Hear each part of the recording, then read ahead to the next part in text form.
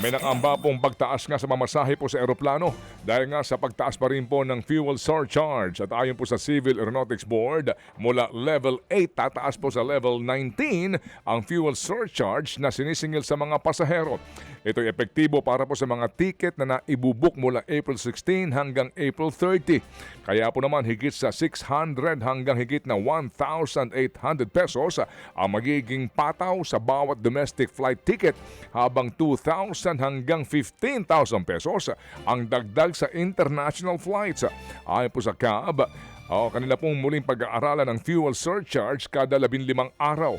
Kaya maaari itong tumaas o bumaba habang umiiral ang krisis sa langis dahil sa patuloy pong gyera sa gitnang silangan. Sa programang Ted Filon at DJ Chacha po naman, sinabi po ng DOE na hindi raw makakapagtakda ng presyo ang DOE sa jet fuel.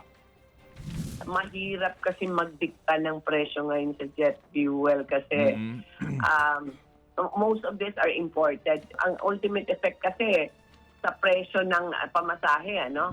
Pero ang jet fuel kasi medyo mahirap kasi hindi kasi yan na tao yung nagpapakarga sa nagpapakarga sa gas station.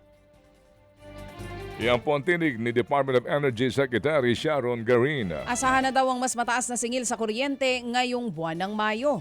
Ayon po sa Energy Regulatory Commission o ERC, tumaas nga po ang presyo ng kuryente sa wholesale electricity spot market noong Abril. Maaaring umabot sa higit piso kada kilowatt-hour ang dagdag singil sa mga consumer. Upang maibsan ito, binilisan ng ERC ang refund ng Meralco na aabot po sa 25 centavos kada kilowatt-hour simula May. Sa mga probinsya, may ilang electric cooperatives na nagpatupad po ng higit pisong taas singil sa kuryente. Ang babala ng mga eksperto, posible pang madagdagan ang pagtaas ng kuryente sa mga susunod na buwan. Sisimulan po naman daw ng Agriculture Department ang procurement ng Farm to Market Road sa buwan ng Mayo. Meron pong 33 billion pesos para po sa higit na 1,600 na proyekto sa buong kapuluan.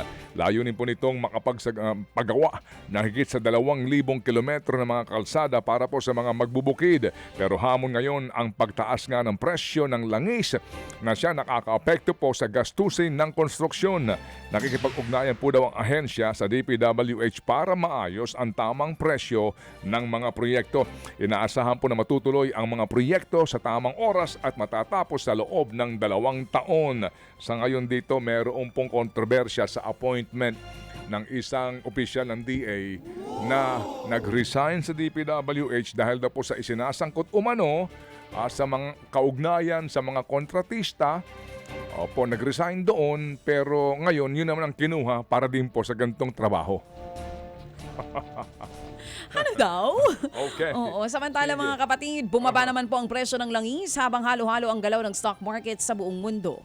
Sinusuri ng traders ang posibleng US-Iran peace talks matapos pong pahabain ng tigil putukan. Pero nananatili ang blockade sa Strait of Hormuz na mahalagang daanan ng langis sa mundo. Dahil sa kawalan ng linaw sa negosasyon, nag-iingat po ang mga investors sa paggalaw ng merkado. Bumaba ang presyo ng langis matapos ang nakaraang pagtaas pero nananatiling malapit po sa $100 ang bawat bariles. Ang babala ng analyst, posibleng muling tumaas ang presyo ng langis kung walang mangyayaring kasunduan. Nagwagi po naman ang mga manggagawa ng Kowloon House, West Avenue matapos po ang 6 na araw na welga. Napagkasunduan po ang 20 pesos na dagdag sa arawang sweldo at pagbabahagi po ng service charge. Nabuo ang kasunduan sa pamamagitan pa rin po ng negosasyon ng National Conciliation and Mediation Board. Una nga pong hiniling ng mga manggagawa ang mataas na aumento dahil nga po sa hindi na ipatutupad na benepisyo. Ayon sa Union, ipinakita po ng welga ang lakas ng pagkakaisa ng mga manggagawa. Dagdag nila, ang laban na ito'y para sa mas maayos na sahod at karapatan ng lahat ng manggagawa.